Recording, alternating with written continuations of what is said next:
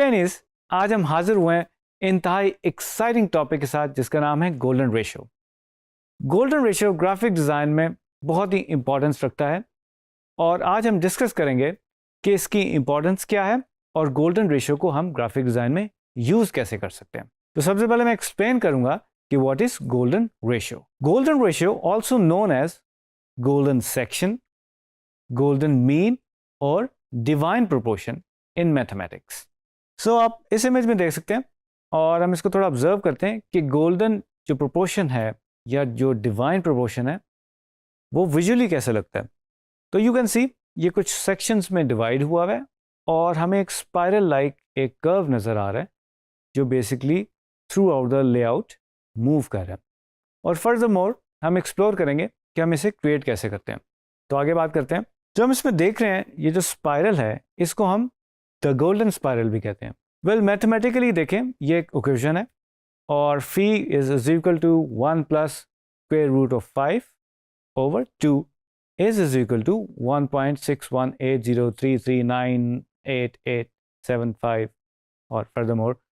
सो ये जो नंबर है ये बेसिकली गोल्डन प्रोपोर्शन का नंबर है और ये मैथमेटिक इक्वेशन के ऊपर बेस करता है। वेल इसकी अगर हम रेशियो को थोड़ा सा देखें, अगर 1 to 1.6180 और जो हमारी गोल्डन मीन की रेशियो है इसको हम देखें और लेंथ में अगर हम ऑब्जर्व करें तो 1 के अगेंस्ट 1.6 नेचुरली थोड़ा सा बड़ा होगा जो हमें लेंथ में नज़र भी आ रहा है।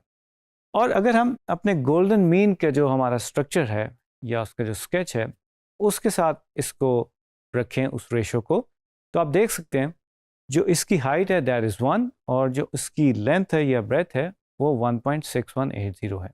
तो इस तरह से बेसिकली हम इसकी रेशियो को कैलकुलेट करते हैं। वेल जो गोल्डन रेशियो है वो बहुत ज़्यादा कनेक्टेड है फिबोनाची सीक्वेंस के साथ और फिबोनाची सीक्वेंस के नंबर्स आप देख रहे हैं 0 1 1 2 3 5 8 13 21 34 and the numbers goes on. Well ये जो फिबोनाची सीक्वेंस है इसको थोड़ा सा ऑब्जर्व करते हैं कि ये बनता कैसे है। तो आप जैसे कि देख रहे हैं इस इमेज में जो फर्स्ट 2 डिजिट्स हैं 0 और 1 उसको हम ऐड करें और हमें उसका मीन मिल रहा है या सम मिल रहा है 1, उसी को हम ऐड करेंगे 2 में और हमें मिल जाएगा 3 एंड 3 एंड 5 को हम ऐड करेंगे तो हमें 8 मिल जाएगा। तो ये फिबोनाची सीक्वेंस है। अब बात ये कि फिबोनाची सीक्वेंस हमें पता तो चल गया लेकिन इसका हमारे साथ और ग्राफिक डिज़ाइन के साथ ताल्लुक़ क्या है। तो जनाब बड़ा गहरा ताल्लुक़ है। इस इमेज में अगर हम ऑब्जर्व करें ये कुछ फ्लावर्स हैं और ये बिल्कुल परफेक्टली फिबोनाची सीक्वेंस की बेसिस के ऊपर क्रिएट हुए हैं। आप इन फ्लावर्स के अगर पेटल्स को ऑब्जर्व करें तो वो एक फिबोनाची सीक्वेंस के डिजिट्स के मुताबिक है, यानी कि 1 2 3 5 8 13 जो हमने भी सीक्वेंस देखा उसके मुताबिक इन पेटल्स की ग्रोथ हो रही है। सो ये नेचुरली हमें अपने इर्द गिर्द फिबोनाची सीक्वेंस की एग्जाम्पल्स मिल जाती हैं। तो दिस इज़ वेरी इंपॉर्टेंट कि हम इनको अपने इर्द गिर्द देख सकते हैं और यूज़ कर सकते हैं। तो अब हम देखते हैं कि हम ये गोल्डन रेशियो ड्रॉ कैसे कर सकते हैं। तो हम वीडियो की तरफ चलते हैं और उसमें मैं आपको बताऊंगा कि हम ये गोल्डन रेशियो ड्रॉ कैसे कर सकते हैं।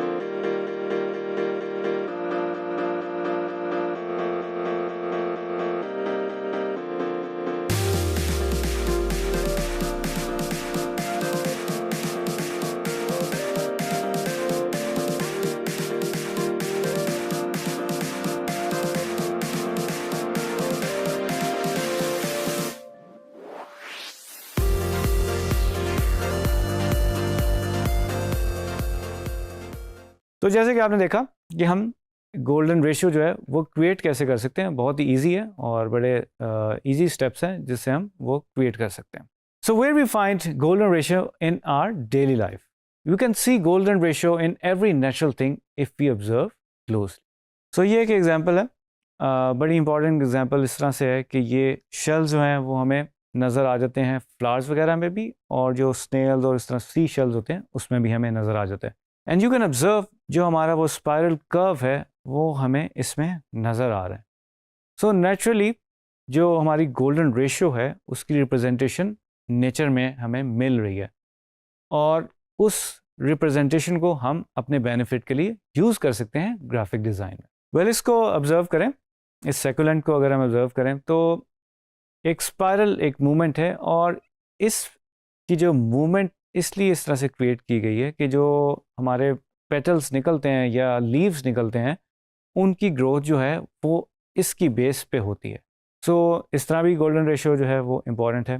तो जनाब, अब ऑब्ज़र्व करते हैं ये मशहूर बिल्डिंग ताजमहल की, और अगर हम आर्किटेक्चर में स्पाइरल रेशियो को इंक्लूड करना चाहें तो यू कैन सी जो इसके प्रोपोर्शंस हैं वो भी इस पे बैठ रहे हैं. जो हमारा जो रेक्टेंगल है और जो हमारा कर्व है वो भी इसके ऊपर बैठ रहा है, और जो उस वक्त का आर्किटेक्ट होगा या मेमार होगा उसने सोचा होगा कि इस बिल्डिंग के प्रोपोर्शंस क्या होने चाहिए, और ये प्रोपोर्शंस बहुत ज़्यादा इंपॉर्टेंट है. अगर प्रोपोर्शंस जो हैं वो ठीक नहीं है तो शायद हमारा डिज़ाइन जो है वो इमेच्योर लगे और प्रॉपरली अपना मैसेज कन्वे ना कर सके. सो एक और एग्जांपल देखते हैं. आप देख सकते हैं कि एंशियंट टाइम्स में इजिप्शियन सिविलाइजेशन में आप देख सकते हैं कि पिरामिड्स में यही प्रमोशन यूज़ किया गया है, यही गोल्डन रेशियो किसी ना किसी तरीके से यूज़ की गई है. So this is very important कि लोग पुराने वक्तों में भी इस प्रोपोर्शन को नेचुरली यूज़ कर रहे थे. I don't know they use it consciously और अनकॉन्शियसली, बट अगर नेचुरली भी कर रहे थे तो वो गोल्डन रेशियो पे बिल्कुल परफेक्ट बैठ रहे हैं. सो आर्ट में भी देख लेते हैं. ये बहुत ही मशहूर पेंटिंग है द ग्रेट वेव, और इसमें भी आप देख सकते हो जो हमारा गोल्डन रेशियो है और जो उसकी वेव है वो बिल्कुल उसके साथ सिंक कर रही है. एक और एग्जांपल देख लेते हैं, काफ़ी मशहूर है मोनालिसा. आई थिंक हर आर्टिस्ट हर ग्राफिक डिज़ाइनर्स को इसके बारे में पता होना चाहिए या पता होगा. और आप देख सकते हो इसकी जो प्रमोशन है और जो इसके जो आप समझ लीजिए जो स्माइल एक्सप्रेशन है इस पेंटिंग की, मोनालिसा की जो स्माइल है उसके ऊपर ये बेसिकली स्पाइरल जो है वहाँ से इमर्ज कर रहे हैं. जिस तरह से हमने इसको ड्रॉ किया था वहाँ से हम स्पाइरल को निकाल लें. सो एक तरह से जो प्रिंसिपल ऑफ डिज़ाइन है जिसमें हम एम्फेसिस देना चाहते हैं या हम एक जगह पे अपना पॉइंट ऑफ इंटरेस्ट रखना चाहते हैं या फोकस देना चाहते हैं, उस जगह को हम स्टार्टिंग पॉइंट कह सकते हैं. वो जो स्पाइरल का जो स्टार्टिंग पॉइंट है वो एक फोकल पॉइंट हो सकता है किसी भी इमेज में. सो हम थोड़ा सा फोटोग्राफी में ऑब्जर्व करते हैं कि गोल्डन रेशियो जो है वो किस तरह से ऑब्ज़र्व की जा सकती है. और आप देख सकते हैं एक नीचे से एक फ़ोटोग्राफ ली गई है और स्टेयरकेस जो है वो ऊपर जा रही हैं सीढ़ियाँ, और इसमें भी एक स्पैरो लाइक हमें एक मूवमेंट नज़र आ रही है. इसी तरह एक और एग्जांपल देख लेते हैं. नेचुरली ये भी एक बेसिकली प्लांट की एक शूट है और इसमें भी हमें स्पाइरल नज़र आ रहा है और गोल्डन रेशियो की रिप्रेजेंटेशन नज़र आ जाती है.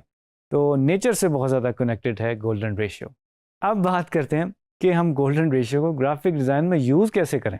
ठीक है, हमने इसको समझ तो लिया, अब ये गोल्डन रेशियो जो है ये यूज़ कैसे किया जाएगा ग्राफिक डिज़ाइन में जब भी हम कोई लेआउट बनाएंगे या कॉम्पोजिशन बनाएंगे. तो इसका थोड़ा सा ब्रेक डाउन करते हैं. जैसे कि हम देख सकते हैं ये हमारे पास डिफरेंट कलर्स में लाइंस है.